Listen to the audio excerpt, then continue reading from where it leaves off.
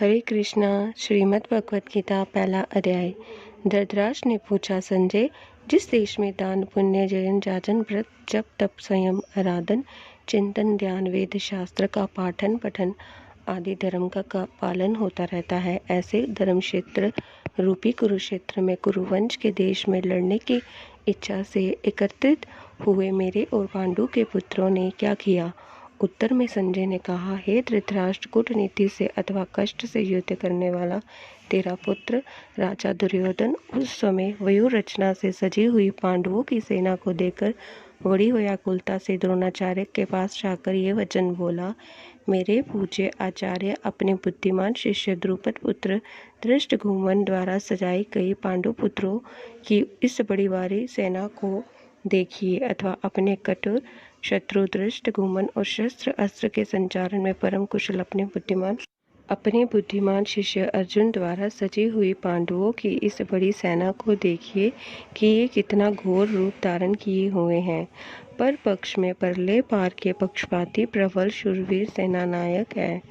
ये दर्शाता हुआ वह बोला, इस पांडव सेना में भीम और अर्जुन के सदृश युद्ध विद्या में कुशल जो धनुर्वीर है, उनमें महारथी सात्यकी है, विराट है, द्रुपद है, धृष्टकेतु है, चेकितान है, शक्तिशाली काशीराज है, पुरोहित है, कुंतीभोज है और नरश्रेष्ठ शेव्य है। इसी प्रकार महाबली युद्धामन्यु है, बलवान उत्मोचा है, सुभद्रा का पुत्र अभिमन्यु है और द्रौपदी के पुत्र है।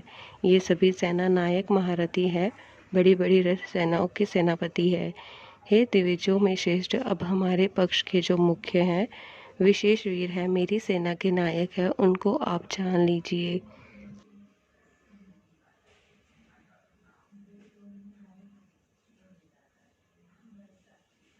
आपकी जानकारी के लिए उनके नाम मैं आपको बताता हूँ। उनमें एक तो आप है, भीष्म है, कर्ण है, युद्ध में विजय पाने वाला कृपाचार्य है, अश्वत्थामा है, विकर्ण है और ऐसे ही सोमदत्त का पुत्र भूरिश्रवा है।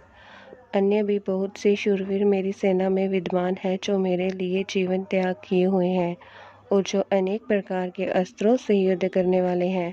वह सभी युद्ध करने में निपुण है। ऐसे शूरवीर सेनानायक होते हुए भी भीष्म से सुरक्षित संचालित हमारा सेनाबल अधूरा है। हमारा प्रधान सेनापति भीष्म है, वह वयोवृद्ध है, पांडु पुत्रों में भी प्रेम वृद्ध है और उनकी हित कामना भी किया करता है। इस कारण हमारी सेना शक्ति अपूर्ण है, परंतु भीम से रक्षित संचालित इन पांडवों का सेनाबल पर्याप्त है। पांडव सेना का रक्षक हमारा कठोर शत्रु प्रबल विरोधी भीम है, जो अपने पक्ष का परम पोषक है, इसलिए इनकी शक्ति पूर्ण है। इसलिए आप सभी सेनापति अपने अपने सब सेना विभागों में अच्छी प्रकार खड़े होकर सावधानता से भीष्म की ही रक्षा करें, उसे सहायता दे और पर पक्ष से बचाए। उस समय जबकि दुर्योधन भीष्म की दुर्बलता बताकर द्रोणाचार्य को उत्तेजित कर रहा था, कुरुवृद्ध पितामह ने दुर्योधन को हर्षित करते हुए ऊंचे स्वर से सिंहासन करके अपना समर शंख बजाया। दुर्योधन के सेनापतियों में परस्पर मेल नहीं था, उनका एक दूसरे के साथ संयोग भी नहीं था।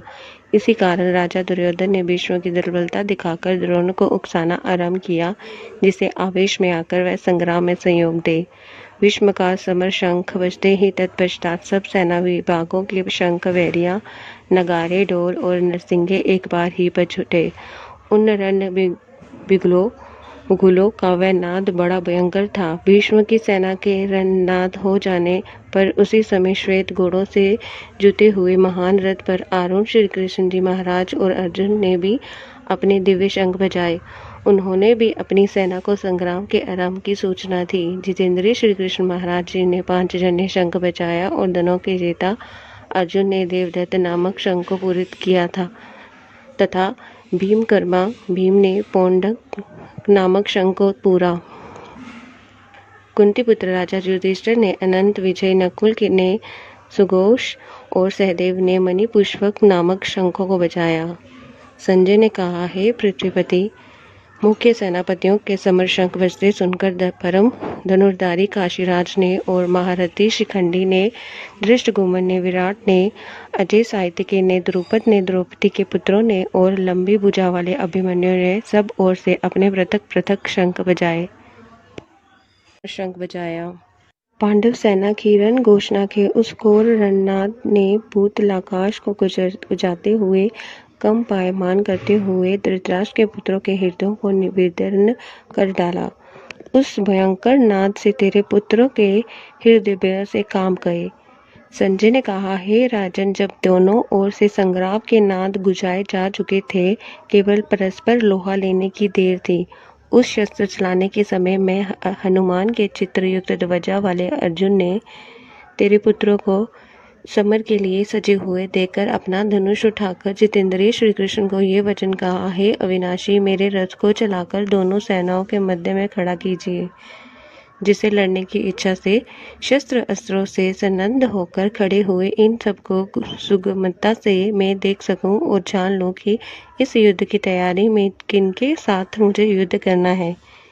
नीति न्यायहीन दुर्योधन का हित करने की इच्छा वाले जो ये योद्धा इस स्थान में इकट्ठे हुए हैं, उन युद्ध करने वालों को मैं बलिवांती देखूं। नींद को जीतने वाले अर्जुन द्वारा ऐसा कहे जाने पर जितेंद्रिय श्री कृष्ण जी महाराज ने दोनों सेनाओं के बीच भीष्म, द्रोण और सब राजाओं के सामने उस उत्तम रथ को खड़ा करके कहा, हे कुंती पुत्र, इन एकत्रित खड़े कौरवों को तू देख। वहां उन दोनों ही ओर की सेनाओं में हथियारों से सजकर उपस्थित बड़े बूढ़ों को, पितामहों को, आचार्यों को, मामों को, भाइयों को, पुत्रों को, पोतों को, मित्रों को, ससुरों को, स्नेहियों को अर्जुन ने देखा। युद्ध करने के लिए सज कर खड़े हुए उन सब बंधुओं को अवलोकन करके दया भाव से व्याप्त वैकुंठी पुत्र अर्जुन खेद करता हुआ श्री कृष्ण को ये वचन बोला, हे श्री कृष्ण जी महाराज, युद्ध करने की कामना से सम्मुख विद्यमान इस सब जन समूह को देखकर मेरे अंग शिथिल हो रहे हैं और मेरा मुख सूखता चला जाता है। मेरी काया में कपकपी छा रही है और रोंगटे खड़े हो गए हैं। मेरे हाथ से गाड़ी धनुष खिसकता जाता है और मेरी त्वचा भी चल रही है। मेरे तन को आग सी लग रही है। मैं इतना शिथिल हो गया हूँ कि खड़ा भी नहीं रह सकता हूँ और मेरा मन तथा मस्तक चक्कर सा खा रहा है। हे सुखमय शरण करने वाले आनंद कर्ण कृष्ण जी, इस समय सब निमित्त में तो उल्टे अशुभ सूचक देख रहा हूँ। युद्ध में अपने जनों को मार कर मैं कल्याण कुछ भी नहीं देखता हूँ। मुझे इस संग्राम में कोई भी लाभ नहीं दिखाई देता।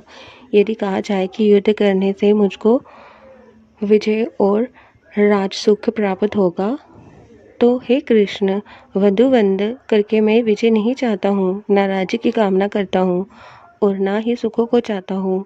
हे इंद्रियों को वश में करने वाले गोविंद, बंधुओं का हनन करने प्राप्त राज्य से हमें क्या लाभ, भोगों से क्या सुख और जीवित रहने से क्या प्रयोजन है? क्योंकि जिन सज्जनों के लिए हमने राज्य की सुखों की और भोगों की आकांक्षा की है, वह तो ये प्राणों और धनों को त्याग कर युद्ध क्षेत्र में सच कर खड़े हैं, जिनमें हमारे आचार्य है, पिता समान पूज्य जन है, पुत्र है, पितामह है, मामे है, ससुर है, पौत्र है, साले है और अन्य अनेक सगे संबंधी हैं।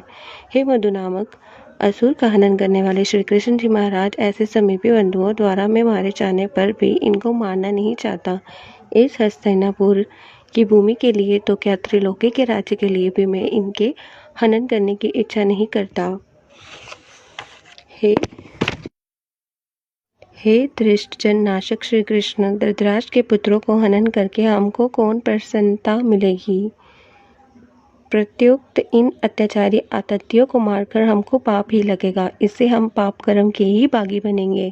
हे माधव, अपने बंधुओं धृतराष्ट्र के पुत्रों को हमें मारना नहीं चाहिए। निश्चय से सज्जनों को मारकर हम कैसे सुखी हो सकते हैं? यदि ये कहा जाए कि ऐसा विचार उनमें नहीं है, तो मैं कहूँगा कि यदि लोभ से नष्ट चित्त वाले ये कुल नाश करने के दोष को और मित्र द्रोह के पातक को नहीं देखते हैं, तो हे जनार्दन, कुलशी करने के दोष को देखते हुए इस पाप कर्म से हटने के बचे रहने के उपाय को हमें कैसे नहीं जानना चाहिए। हे महाराज, कुल नाश हो जाने पर परंपरा से चले आते शिष्टाचार, सदाचार, रीति नीति, मान मर्यादा आदि सब सनातन कुल धर्म कुल के सुचित्र सुकर्म नष्ट भ्रष्ट हो जाते हैं। कुल के धर्मों के नाश हो जाने से सारे वंश को पाप अधर्म दबा लेता है। आचार के न रहने से कुल में पापाचार बढ़ जाता है। हे वृष्णिवंश कुल सुपुत्र श्री कृष्ण, अधर्म के बढ़ जाने से कुल की स्त्रियां दूषित हो जाती है, उनमें नियम मर्यादा भंग हो जाती है। दोषयुक्त दृष्ट स्त्रियों से वर्ण संकर संतानें उत्पन्न होती है। गौर आदि वर्णों में मिश्रण हो जाता है। वर्ण सौंदर्य नहीं रहता।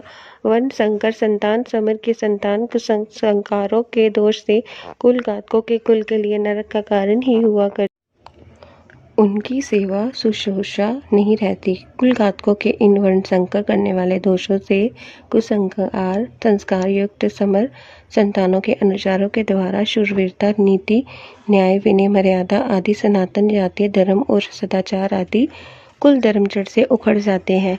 हे जनार्दन, गुरुजनों से ऐसा हम सुनते आए हैं कि कुल धर्मों के नाशक मनुष्यों का नरक में अति दुख में स्थिर रूप में वास होता है।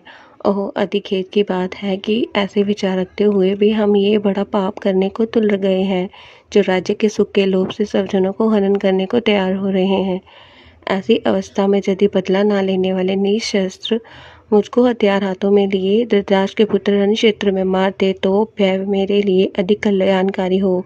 इससे मुझे बहुत शांति मिले और कुलनाश के घोर कुदृश्य को भी मैं ना देख पाऊं। संजय ने कहा, हे राजन, संग्राम स्थल में श्री भगवान को ऐसे वचन कहकर वाण सहित धनुष को फेंककर कंपित हृदय अर्जुन रथ के पिछले भाग पर बैठ गए। ओम तत्सत। इस प्रकार श्रीमद् भगवद गीता रूप उपनिषद ब्रह्म विद्या अंतर्गत योग शास्त्र में श्री कृष्ण अर्जुन संवाद का अर्जुन विषाद योग नामक प्रथम अध्याय समाप्त हुआ।